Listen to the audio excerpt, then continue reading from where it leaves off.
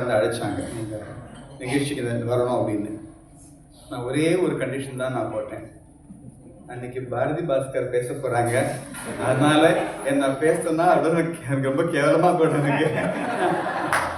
அதனால நான் பேச மட்டும் கூப்பிடாதீங்க, நிகழ்ச்சிக்கு நான் குறித்த நேரத்தை வந்துடுவேன், கடைசி வரைக்கும் இருப்பேன், சந்தோஷமாக நான் கலந்துக்கிறேன், பேச மட்டும் சொல்லிடாதீங்கன்னு சொன்னேன். இருந்தால் கூட ஒரு கட்டாயத்தின் பேர்லாம் அவங்க உடனே நிற்கிறேன். நானே வச்சுன்னா ஒரு ஆல்டர் பண்ணலாமா உங்கள் ப்ரோக்ராம் இந்த பாரதி பாஸ்கர் கடைசியாக பேச சொல்லுங்க, அப்போதான் இருக்கும். அது அவங்களுக்கு அப்புறம் யாரும் பேசக்கூடாது.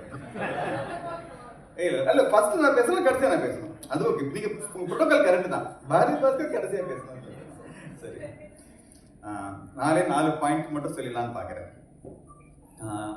நான் ஒரு நீதிபதி இருந்தாலும் கூட ஒரு ஒப்புதல் வாக்குமூலம் நான் கொடுக்க வேண்டிய கட்டாயத்தில் இருக்கேன். ஏதோ குற்றவாளிகள் தான் ஒப்புதல் வாக்குமூலம், குற்றவாளி மாதிரி தான் நான் ஃபீல் பண்ணுறேன் இப்போ. ஏன்னா எனக்கு திருமணம் ஆனது 1998. அதுக்கு முன்னாடியே ஒரு எல்ஐசி வந்து ஒரு ஸ்பெஷல் கோர்ஸ், அது ஒரே ஒரு தடவை வருஷம் மட்டும் தான் நடத்தினாங்க. அந்த 12th அந்த கோர்ஸ் படித்தாலே எல்ஐசியில் ஆட்டோமேட்டிக்காக ஒரு எம்ப்ளாய்மெண்ட் உண்டு. ஒரு தடவை தான் நடத்தினாங்க, அதுக்கப்புறம் அந்த கோர்ஸை டிஸ்கண்டினியூ பண்ணிட்டாங்க. அப்புறம் ப்ராப்ளம் ஆச்சு. அந்த கோர்ஸை என் ஒய்ஃபு படித்ததுனால 2000 வந்து எங்களுக்கு கல்யாணம் 2 வருஷம் ஆகிடுது. அவங்களுக்கு வந்து எல்ஐசியில் எம்ப்ளாய்மெண்ட் வந்துச்சு. நான் வந்து ஒரு ஆணாதிக்க மனப்பான்மையில் என் ஒய்ஃபு வேலைக்கெல்லாம் போகக்கூடாது அப்படின்னு சொல்லிட்டேன். ஸோ பெண்கள் வேலைக்கு போகக்கூடாதுன்னு சொன்னா இன்னைக்கு இந்த மாதிரி நிகழ்ச்சி நிற்கிறது ஒரு பெரிய முரணா எனக்கு படுறது எனக்கு சரியா. ஆனாலும் இன்னொன்று சொல்றேன், நான் எனக்கு இங்க இருக்கிறதுக்கு எனக்கு தகுதி இருக்கு எனக்கு ஒரு விதத்துல. ஏன்னா ஒரு 4-5 வருஷம் முன்னாடி எனக்கு ஒரு திடீர் ஒரு சொல்ல முடியாத குற்ற உணர்வு எனக்கு வந்துருச்சு. ஆசனை என் ஒய்ஃப் வந்து ரொம்ப வைப்ரண்டா ஆக்டிவா இருப்பாங்க எப்போதுமே. என்னடா அவங்க அப்படியே ஒரு குடும்பத்துக்குள்ளேயே நம்ம வந்து அடக்கி மாதிரி ஒரு இதாயிட்டாங்களே, கன்ஃபைன் ஆயிட்டாங்களே அப்படின்னு சொல்லிட்டு நான் சொன்னேன், பாருமா நான் அப்பதான் ஜட்ஜ் ஆயிட்டேன், நமக்கு ஓரளவுக்கு உதவியில் ஏற்பாடெல்லாம் இருக்கு, அதனால நீ வந்து உன்னோட பழையபடி உன்னோட சோஷியல் ஒர்க்குன்னு ரெசியூம் பண்ணலாம் அப்படின்னு சொல்லிட்டேன். அதனால இப்போ அவங்க பழையபடியே வந்து மதுரையில ஒரு மனநலம் பாதிக்கப்பட்ட குழந்தைங்களுக்காக ரொம்ப ஒரு ஆக்டிவ் சோஷியல் ஒர்க்கரை வைத்திருக்காங்க.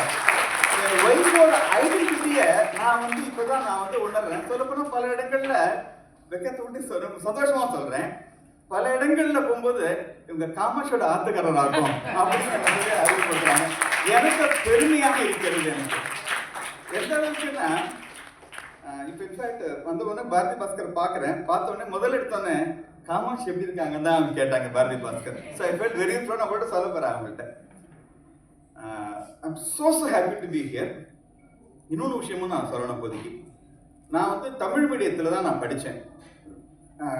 1977 மெட்ராஸுக்கு நான் ஷிஃப்ட் ஆகிறோம். ஆன உடனே எங்கள் அப்பா என்ன கேட்குறாங்க, நீ இங்கிலீஷ் மீடியம் போறியாப்பான்னு கேட்டாங்க. சரி அப்படின்ட்டு ஏதோ ஒரு உற்சாகத்தில் 6ஆம் கிளாஸ் ஜவஹர் வித்யாலயா அசோக் நகர். ஒன்றுமே புரியல எனக்கு, ஒன்றுமே புரியல. என்னோட ப்ராக்ரஸ் ரிப்போர்ட் வந்து பார்த்தோம்னா தமிழ் சப்ஜெக்டை தவிர்த்து எல்லாத்துலேயுமே நான் முட்டை 6, 7 அந்த மாதிரி தான் ஒரே ரெட்டிங்லேயே இருந்தது. ஒரே அந்த அளவுக்கு கேவலமாக இருந்தது. பார்த்தோன்னே எங்கள் அப்பா ஷாக் ஆகிட்டாங்க, ஏன்னா பையன் நல்லா புத்தாரி பையன் நினைச்சாங்க, இவ்வளோ கேவலமாக மாறி பையன் சொல்லிட்டது. அப்போ நேராக அந்த ஸ்கூல் டீச்சர் எங்கள் கிளாஸ் மிஸ் கமலா தேவின்னு பேர், அவங்ககிட்ட போனாங்க. போயிட்டு என் பையன் புத்தாரி பையன் தான், லாங்குவேஜ் தான் ப்ராப்ளமாக இருக்குது, நீங்கள் தான் அவனை பார்த்துக்கணும். நாங்கள் அவங்களுக்கு வந்து குழந்தைங்க கிடையாது, அதனால என் பையன் மாதிரி ஒரு 2 வருஷம் டெய்லி அவங்க டியூஷன் டீச்சராக அவங்க தான் எனக்கு இருந்தாங்க. இருந்து என் வாழ்க்கையில நான் இன்னைக்கு ஓரளவுக்கு செஞ்சிருக்கேன், சில காரியங்கள்லாம் ஒரு அந்தஸ்து அடைஞ்சிருக்கேன் அப்படின்னா முழுக்க காரணம் என்னோட டீச்சர் கமலாதேவி மிஸ் தான்.